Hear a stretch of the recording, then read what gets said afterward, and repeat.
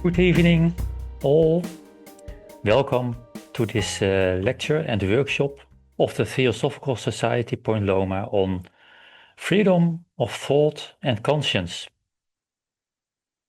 Gottfried de Peruger, the fourth leader of the Theosophical Society Point Loma and a great teacher, once said, "The major part of the misery in our world is caused by the unfortunate tendency of many people to impose their ideas on others. This is a huge shortcoming, and we may say especially in Western cultures. Discussions seem often more like boxing matches than an attempt to reach a greater understanding together. This is quite unfortunate, because these are all missed opportunities. Well, the developments now that inhibit independent thought and free conscience, and those that enforce or manifest it, are presently engaged in a fierce battle. We see many attempts worldwide to suppress free thought, free speech, free demonstration, and the free press in all sorts of ways, sometimes violent, sometimes by social or financial pressure.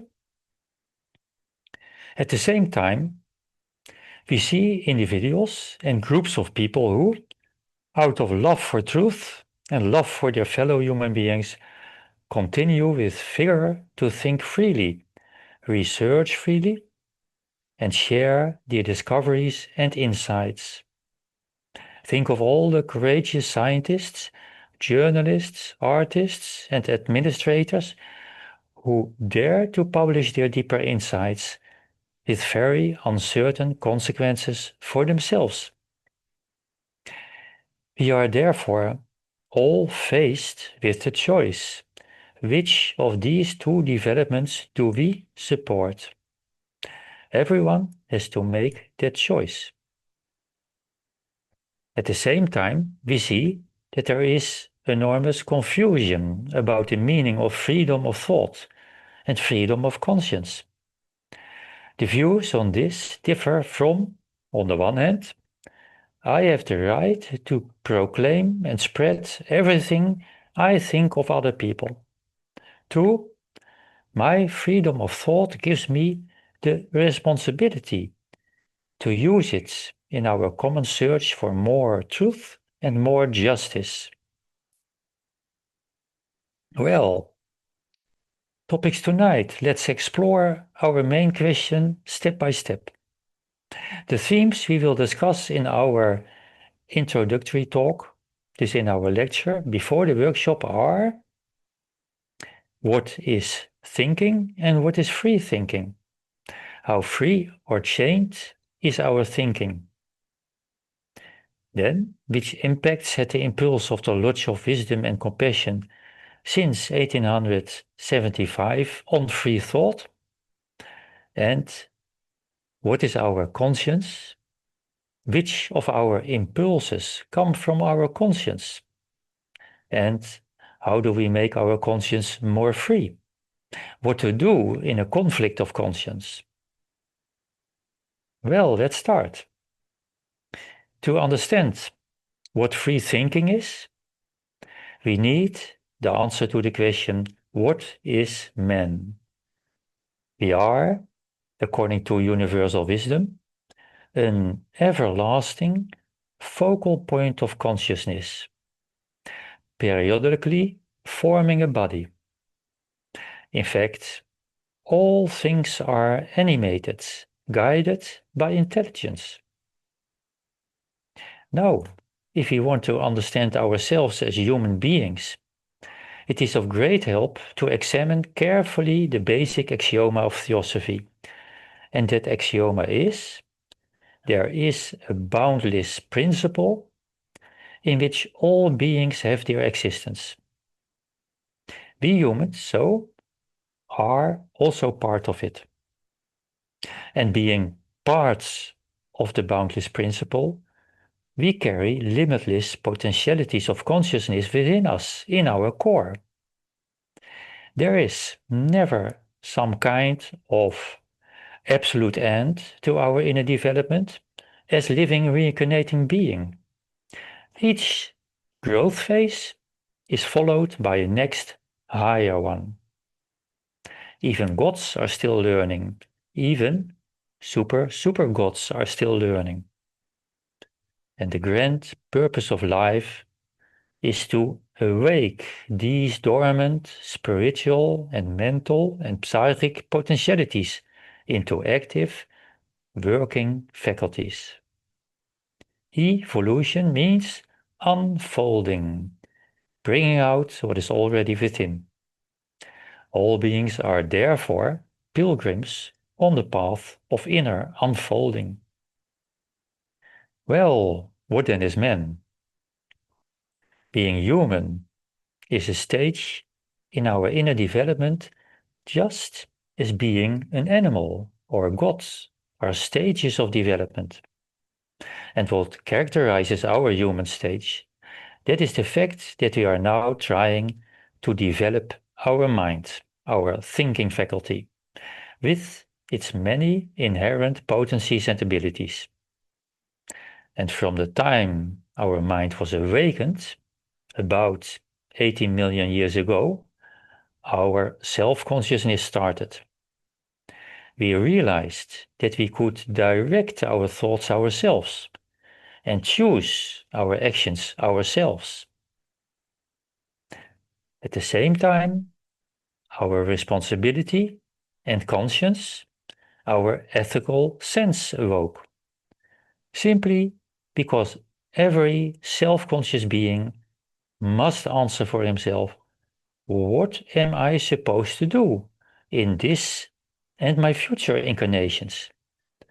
What is right and just to do and what not?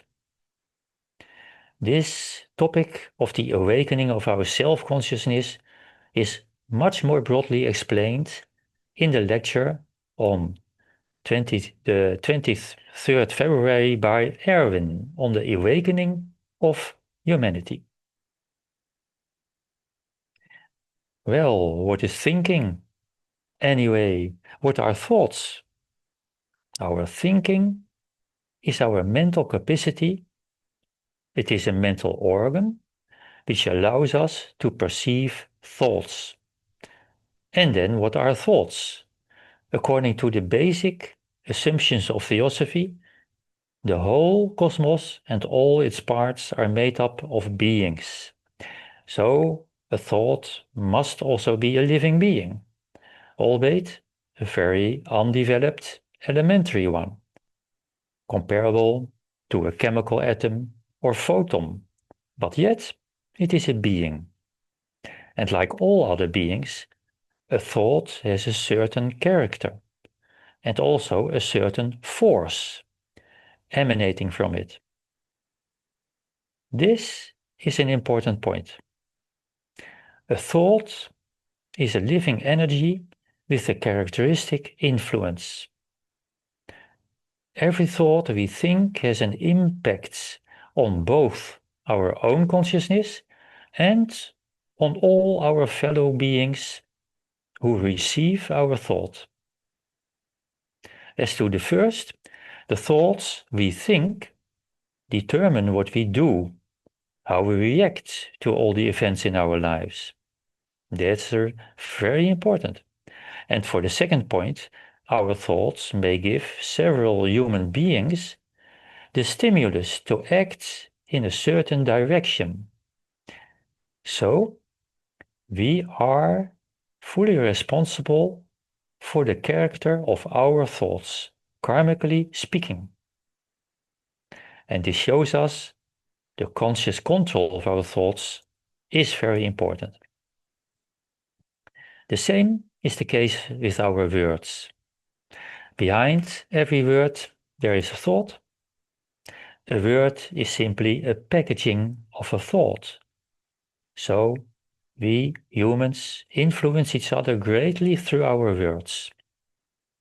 The idea of an unlimited right to speech that you should be able to express in the media all your thoughts and feelings, including very malicious and hateful ones, is a complete denial of that responsibility. All the great sages said, guard well your speech, so that no disastrous word can escape your mouth. Be as alert, as ethically alert, as the cook is careful in what he puts in the frying pan, and as the vegetable grower is careful when he selects the seeds he sows on his land. You can use your words to inspire your fellow men and give them renewed courage. And you can also talk them into the pit or make them hateful. For that first possibility, think, for example, of the speech Martin Luther King gave in 1963 to 250,000 people in Washington, beginning with the famous words, "I have a dream." His vision of the future still echoes today in the hearts of all people who want to realize a world in which equality is the keynote. We will elaborate on that important topic of equality in the next week's lecture. In H.P. Blavatsky's The Voice of Science, we read, learn that no efforts, not the smallest, whether in right or wrong direction, can vanish from the world of causes. Even wasted smoke remains not traceless. A harsh word uttered in past lives is not destroyed, but ever comes again. The pepper plants will not give birth to roses, nor the sweet jessamine silver star to thorn or a thistleton. H.P. Blavatsky was a representative of the Lodge of Wisdom and Compassion. And she, as a messenger, was one in a long series of cyclic spiritual messengers. Well, all the great sages encouraged independent thinking. After all, blindly believing things is of no use. Then you copy the thought of another, but it remains the thought of another. Only when you examine it thoroughly over a long period of time, test all aspects of it, experience its value in the practice of life, only then can you gradually say, this has become part of my wisdom baggage. So, even if something sounds nicely worded, or perhaps spiritually worded, still think about it independently. Otherwise, you will never build a reliable, universal vision of life that is of value to you in all situations. The great sages knew the importance of independent thinking and applied it consistently. They wanted to make their fellow men think. They did not desire followers, on the contrary, they tried by all means to prevent that. They presented parts of universal wisdom in such a way that stimulated their hearers to think about it themselves, to test it, to check it in practice. H.P. Blavatsky and her co-workers did exactly the same. They encouraged independent inquiry in and religion and philosophy and science, and the courage to drop old prejudice, old assumptions and dogmas when you have discovered a greater truth. The motto of the Theosophical Society is no religion higher than truth. Undogmatic inquiry into truth for the benefit of whole mankind. And this last means passing on to our fellow men all universal wisdom we have discovered and rightly digested. The Theosophical Society has no creed, but We have very clear fundamental propositions, which everyone can examine independently for themselves. Now there is this important question. How free or fettered is our own thinking? What does that depend on? We mention 2 touchstones by which you can test your own thinking. Touchstone 1. Are we making our thinking increasingly truthful? And touchstone 2 is, are we continually monitoring and directing our thinking process? So, touchstone 1 is, are you making your thinking increasingly truthful? Are you able to distinguish truth from illusions, half-truths, and falsehoods?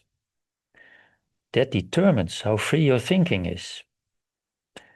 If you do not have a correct picture of reality, then you are actually short-sighted in your thinking.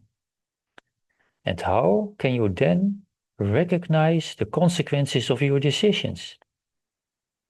Someone who is almost blind, to use this metaphor, cannot be said to find his way in an independent way. To obtain more insight into this, we need some knowledge about our composite nature. And we can picture ourselves as human beings like this. In this diagram, at the very top, we see the boundless, of which we are a part. The upper circle is our immortal part, our spiritual core, which is never created and can never be destroyed. We often call it the monad. Then comes the middle circle, which represents our daily consciousness. And in us humans, this is the thinking consciousness, our mind. The lower circle includes everything in us that belongs to our temporary instrument. You may say our physical side, which we need in every incarnation to work in the world, to have experiences.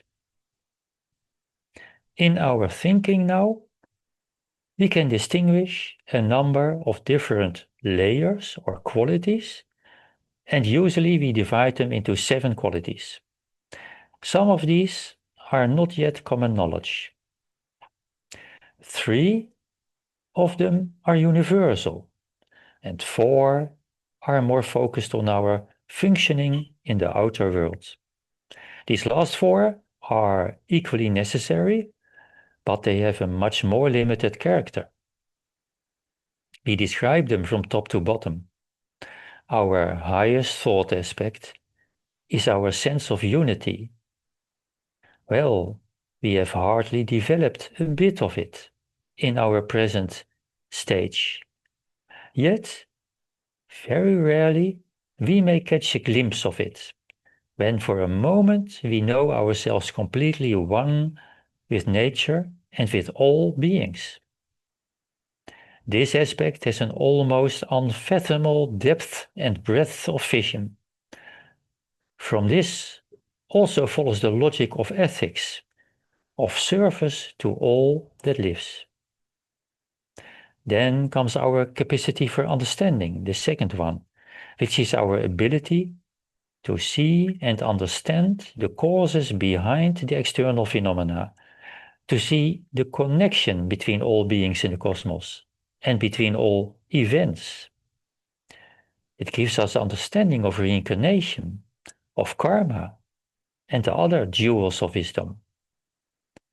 Its scope or breadth is smaller than our oneness consciousness, but still much broader than the average thinking we as humanity now display.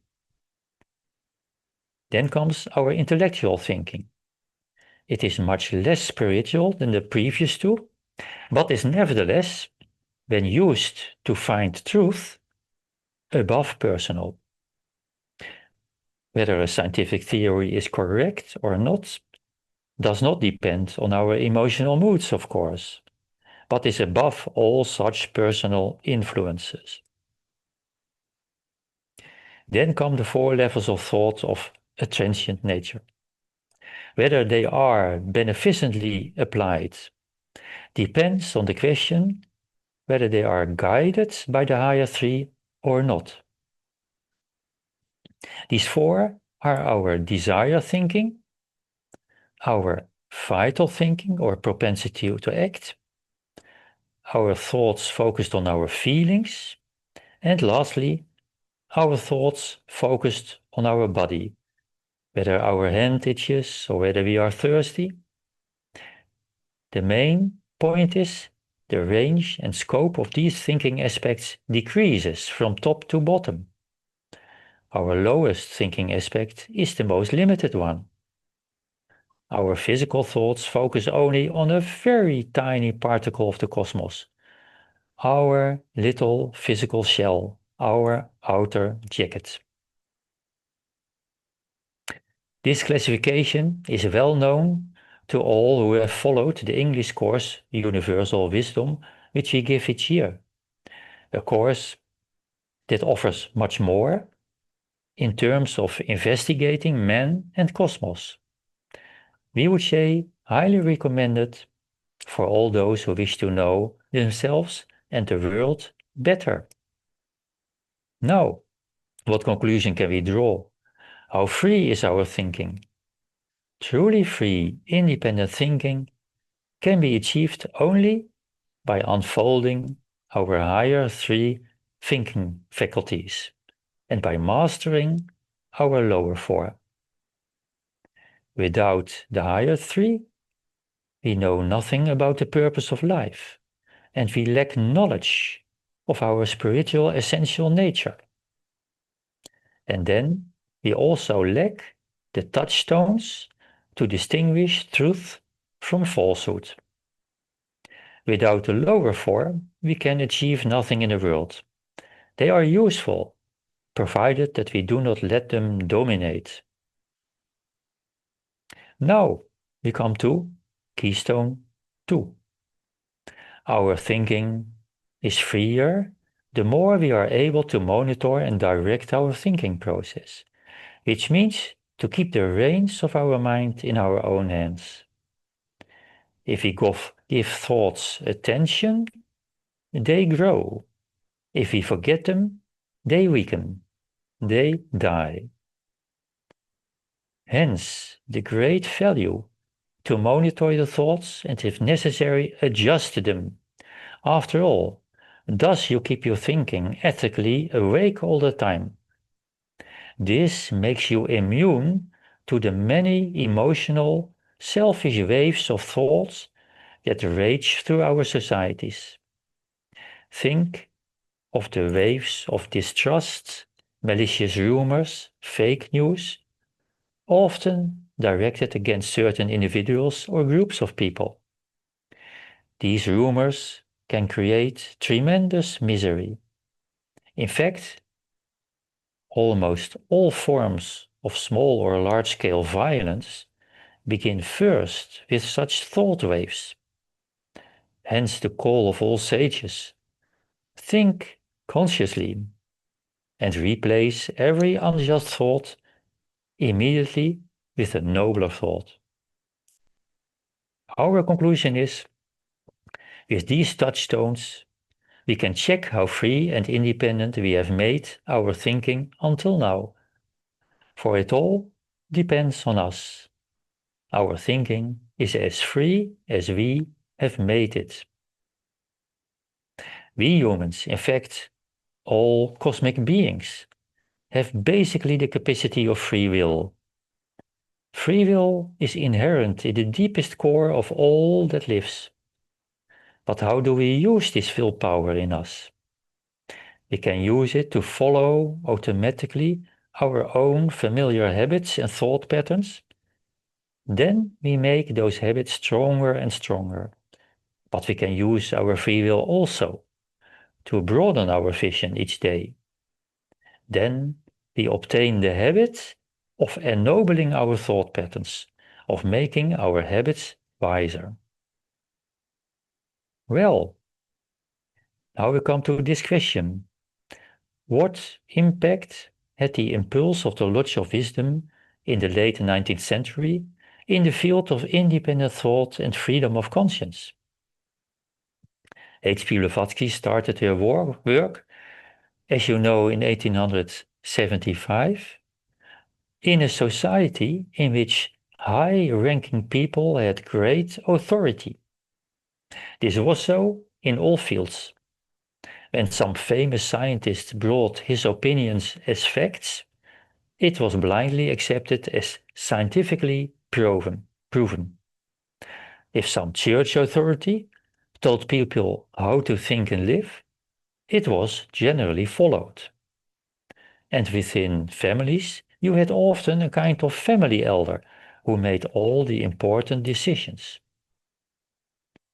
Via H.P. Blavatsky, a powerful wind blew through this world, through and by means of the universal wisdom she offered to humanity.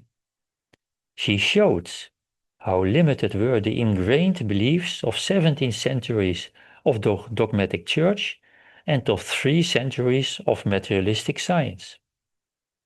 HVB showed that we human beings are of divine origin and carry divine potentials within us, which we can all develop if we are willing. And that powerful wind of the Spirit brought back the spirit of independent inquiry. Can we see the first indications of this theosophical impact in our world, especially in our Western world? Let us analyze this by looking at the impact of each of the 3 universal thinking aspects. You remember the 3 highest thinking aspects, which are the aspects of our independent thinking. First, our capacity to see the unity and oneness, a unity which knows no limits and borders. And that brings forth a growing realization of the equality of all humans. And we see the echo of it in the 20th century, very clearly, for instance, documented in the Universal Declaration of the Rights of Man. In the lecture last week, Barend Vooran mentioned that important development too. We also see a growing interest in mysticism. More people feel dissatisfied with the church doctrines, but in the same time, they think that the cosmos is pervaded and governed by spiritual forces. The books of mystical thinkers such as Rabindranath Tagore of India and Rumi, the great Sufi thinker, are very widely read. And among Christians, there is some interest in mystics like Hildegard van Bingen and Jacob Bezemer. Then we look to the great attention given by Theosophy to our faculty of insight, our second highest thinking aspect. Is there more room and interest now in our days for a comprehensive, all-embracing idea? In our eyes, yes, that is already starting. Think of the Gaia theory, in which ecology and geology are woven into one whole. And also humanity was part of the Gaia. Think of our present knowledge of the cell, which have led researchers to the intuition that the cell, in fact, is a complete microcosmos, a complete society, in which you can find all the functionalities of our own human society. There is a managing center, there are production factories, a waste collection service, there's a place to process the waste, there is a widespread infrastructure, there is a postal service, there are power plants, and so on. Isn't that an integral vision? Within psychology, we see a Buddhic so an insightful impulse in the early 20th century called psychosynthesis. It was started by Roberto Assagioli, who, by the way, was a member of the Theosophical Society. Its main principles are: each human being has an immortal higher nature, and psychological problems arise when people lose the connection with their higher nature. The therapies were therefore aimed at restoring these contacts. This approach has unfortunately remained very small in psychology, but why should not it be rediscovered and vigorously developed in this coming messianic cycle? Then finally, we come to the third thinking aspect, the intellectual search for truth. Well, we can mention a few developments. Everyone knows already that at the end of the 19th century, the foundations of science have been completely shaken, something H.P. Blavatsky has foretold. Think about the pioneering work of Max Planck, Einstein, Bohr, and all their modern successors. This process is still going on. And that impulse for independent investigation, we see also expressions of it in other areas of our society, for instance, in journalism. For example, there was a group of reform-minded journalists in the United States between 1880 and 1920 called the muckrakers. They exposed all kinds of abuses like corruption, and their publications reached many citizens. All the developments mentioned are, in a certain way, still small, young, and therefore vulnerable, and need much more attention to become a living force in the minds of all men.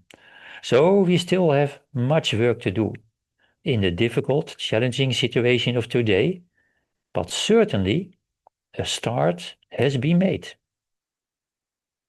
We now come to the second item of the title of this lecture, and that is about freedom of conscience. To begin with, what is our conscience? We have already said we are reincarnating egos, immortal in essence. We have already experienced many incarnations, and during all those incarnations, we have drawn a certain portion of spiritual lessons. And by that we mean the ethical, above egoistic lessons from the results of our own actions and all other experiences. When we once harmed others and decided never to do that again, we added a lesson to our conscience. These ethical conclusions have a character that corresponds to our spiritual, immortal nature, and therefore these lessons become parts of the reincarnating part in us. We take them with us, from incarnation to incarnation. In short, our conscience is the collection of the spiritual lessons that we as individual human beings have drawn in the past. Well, that means if we have the courage to improve and ennoble our ideas and deeds when necessary, our conscience continually grows. Then we keep adding lessons to it. That is the reason why one person's conscience can be much more developed than another's. It can be much more profound and subtle than of someone else. Precisely because these differences exist between us, we humans can support each other ethically and, if necessary, warn each other. Because what one person recognizes as an unjust decision, another does not yet. This is an act of compassion, to warn in those cases. It is fascinating to study the derivation of the word conscience. The word is derived from the Latin conscientia, which means knowing together, or more precisely, sharing knowledge. Our immortal reincarnating part shares its ethical knowledge with our everyday thinking consciousness. Now, how does our conscience work? Well, we have all experienced that many times, I think. It works as a warning signal when we are faced with an ethical choice in life. We come at a crossroads in our lives. Which direction do we take? Then our conscience may speak. To give a concrete example, we are at the cashier of the supermarket and we discover that the cashier has paid us back too much money. What do we do then? Do we point this out to the employee? And what do we do when we discover it when we are already at home? Do we go back and return the money? At all such moments, and there are actually quite a few during a day, we may hear the voice of our conscience. And it works like this. If a plan of ours is in harmony with our conscience, then we hear no voice. But if it is in disharmony with it, if it is substandard compared to our own highest standards, then there is that warning. Our built-up conscience is therefore a very important moral touchstone for us. It rarely tells us what we should do. For the latter, you have to think up and carry out yourself with your own insight. How do we make our conscience stronger, more subtle? The answer is simple yet important. Use it or lose it. We make its role stronger by applying it. We make its role weaker by disregarding or neglecting it. For instance, because it is not convenient for our personal interest. That is our free choice.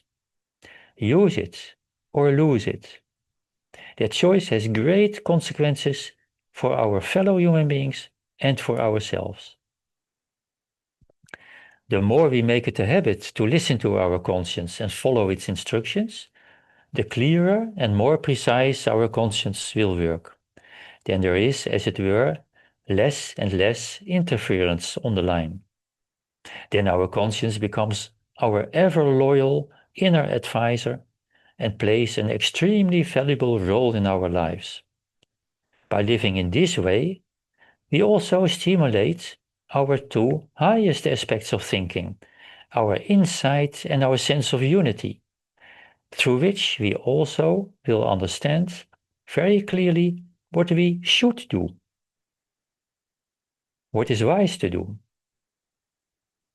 But if someone regularly ignores his conscience, then he makes his thinking less and less receptive to his own conscience. Then he gives his thinking such an egoistic characteristic that the voice of his own conscience can no longer penetrate it, because resonance is no longer possible. Persistently ignoring your conscience can lead someone to lose any form of inner spiritual guidance from his immortal core. Then such a person has made himself a complete slave to his egoistic and dogmatic thoughts and to the associated actions, by which he will create continuously suffering in the world. In our peace special of our magazine Lucifer, August 2022, called Every Man a Peacemaker, some inspiring examples are given of people who dared to follow the conscience even under high pressure exerted by people around them to do the opposite. For instance, the rather famous example of the Russian naval officer of a submarine who, during the Cuba crisis, refused to launch nuclear torpedoes, when in fact the other officers of that submarine thought that an actual war was broken out between the US and the USSR. And that man, called Vasily Arkhipov, had simply refused because he said, "This is no proof. We do not know that, and it is much too riskful." Now we come to this question, which is relevant when we talk about freedom of conscience.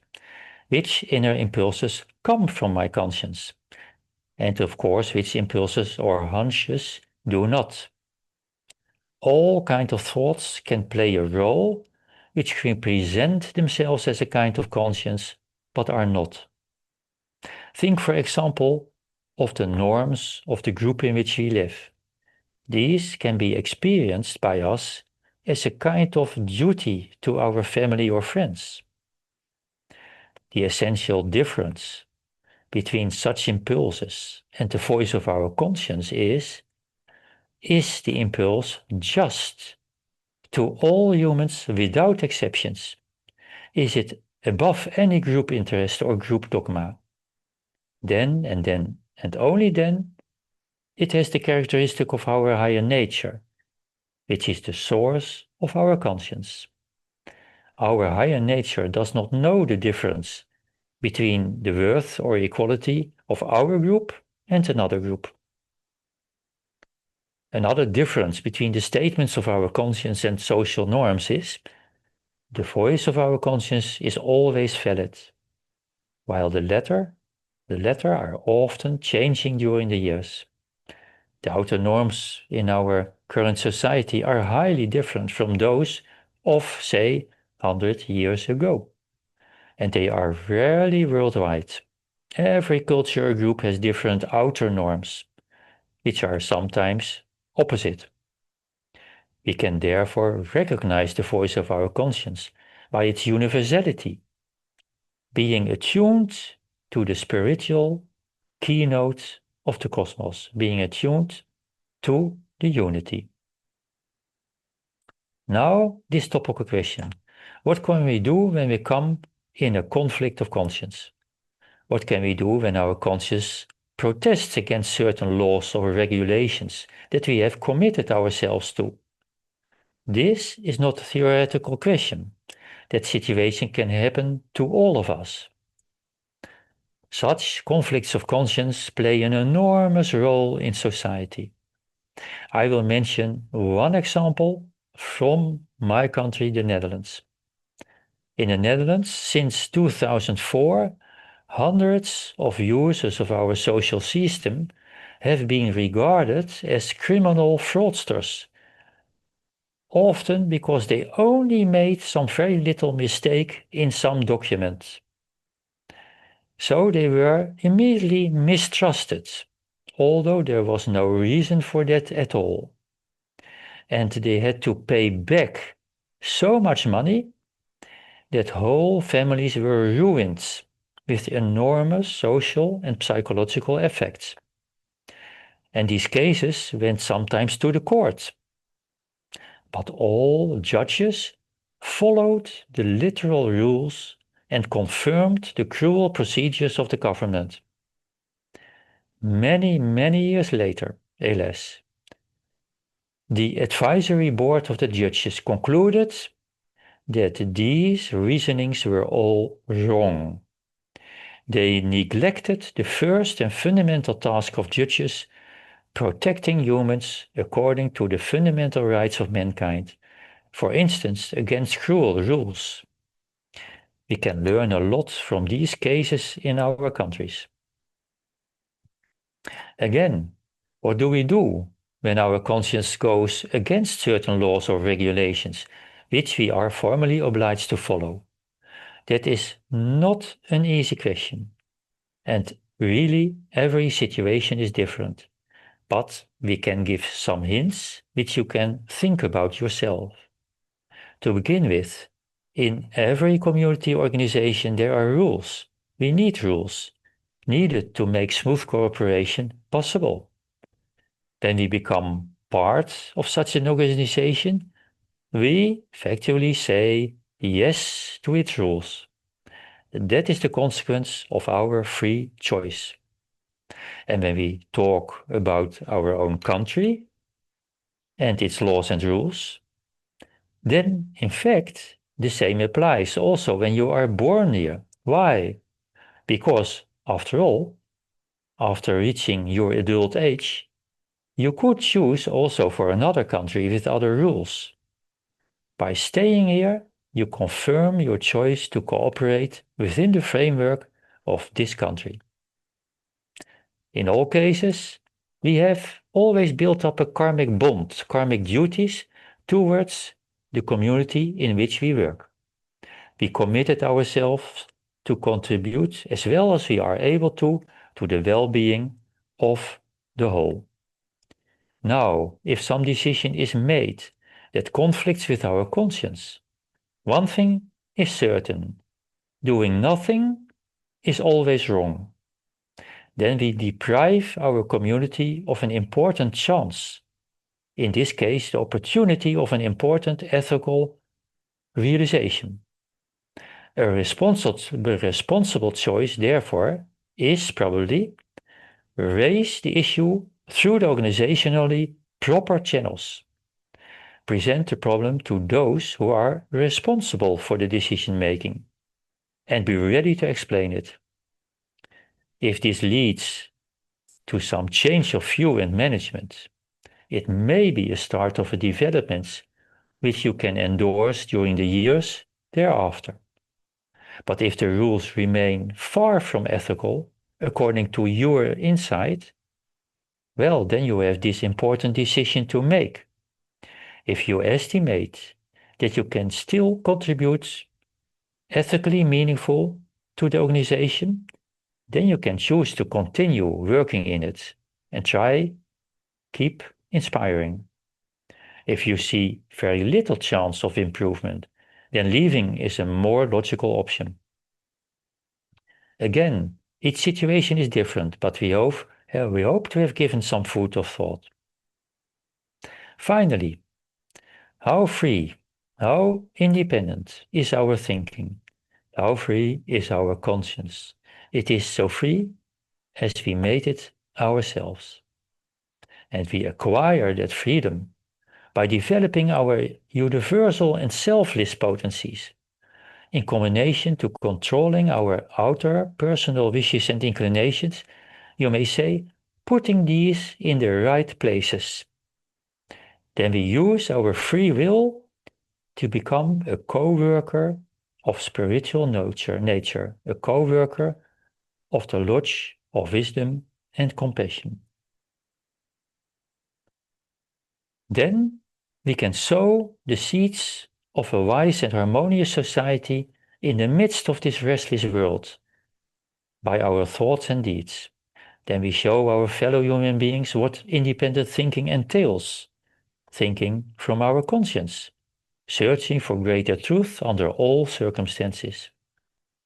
Then, as I said, we start to cooperate, or we really cooperate, with the impulse given by the Lodge of Wisdom and Compassion given through H.P. Blavatsky. Well, all, this is the end of the lecture part, and we will now start a pause of, I think, 3 minutes, and after that we will go into your questions about the lecture, and after that we start with our workshop. So we hope to see you all again in 3 minutes at the Zoom session of the workshop. See you there and then. Hello, all again. Welcome. And now, Mariska, I may ask to you whether there are questions about the lecture? Well, there are not really questions, but there were two comments. And I think in the comment, there is a question in itself. The first one is freedom of thought, for me, also means that we must allow others the right to think as they please. Also, if they are prejudicial or racists, as long as they don't break the law or persuade others to violence. And maybe you can comment on that statement. Well, I think that of course there is a fundamental free will that we always should respect, and in all cases.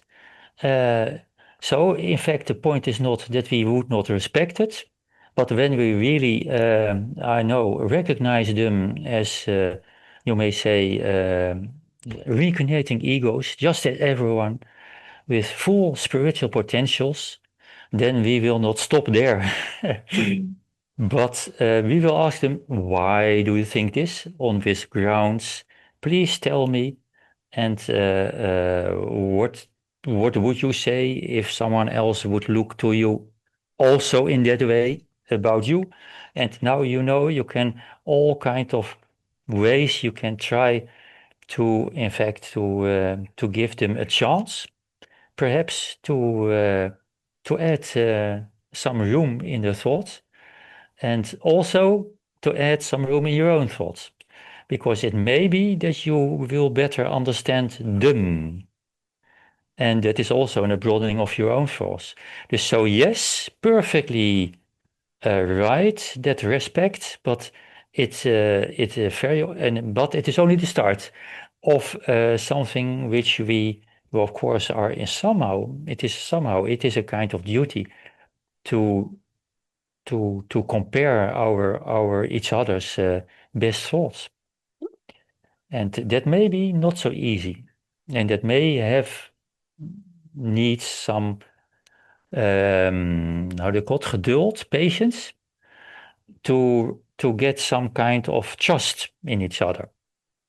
And but it certainly is not good to battle against groups of people, or that has no sense at all, according to Theosophy. Yes.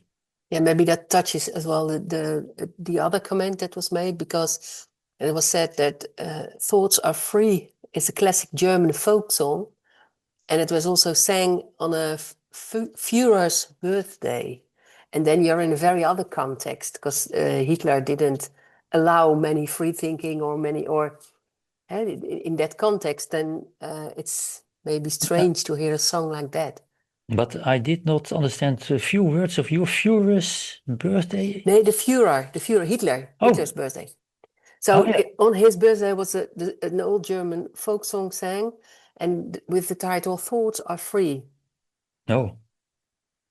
And that was yeah, sure, Mariska. And then what was the?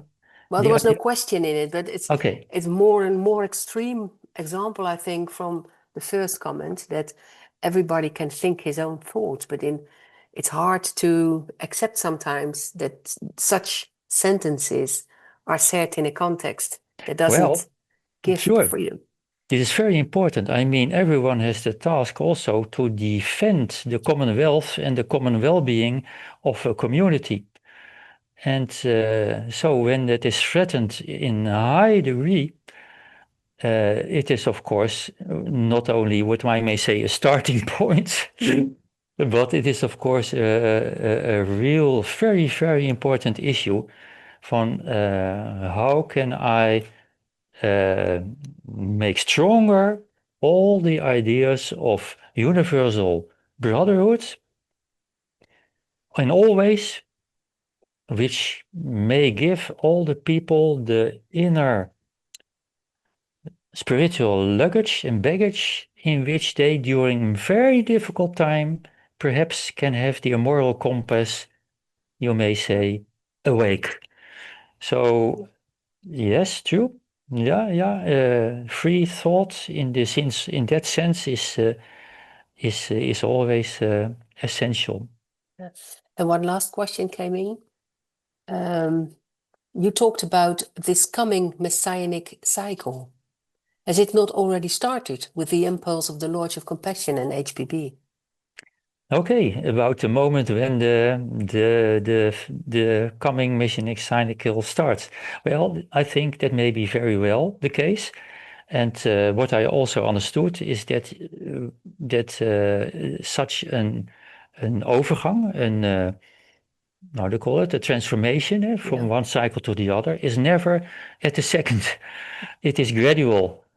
And we read in the Secret Doctrine some things like 1889 as a kind of important year, and 1897 as an important year, and maybe there may be more important years, but it is of course a gradual transformation. And we may say that the real character of the coming messianic cycle needs also a birth, a baby phase, a child phase before it really expresses itself more and more forcibly. Mm. But certainly that those characteristics are already foreseen by the masters. And one of the things that they really stress is that it will be one of our uitdagingen, challenges, to control, to direct our free thinking. So, indeed, free thinking is a kind of free will, is okay, but the enormous importance of controlling that, and of course, first in yourself, I may say, especially in yourself. So it's not for nothing that that we have those items here in the lectures, in Certainly, the yeah. workshops. Yeah. Well, thank you, Henk, for your answers. And Okay. Well, then interesting. we gradually will start the workshop, and then I will continue with the to close the meeting, and I will close it by the Gayatri, and which is in fact directed to exactly what we said about our inner master, the golden sun. And it is the Gayatri from the Rig Veda in these words: O thou golden sun of most excellent splendor, illumine our hearts and fill our minds, so that we, recognizing our oneness with the divinity, which is the heart of the universe, may see the pathway before our feet and tread it to those distant goals of perfection, stimulated by thine own radiant light.